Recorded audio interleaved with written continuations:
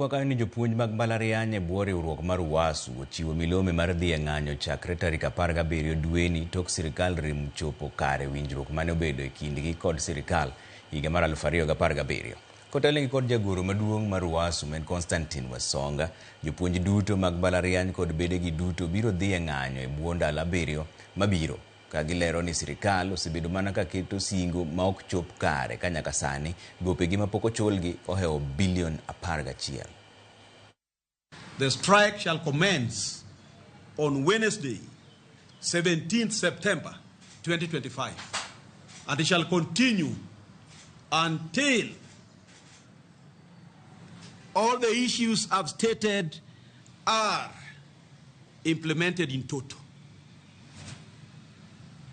2.7 billion must hit our members' bank accounts.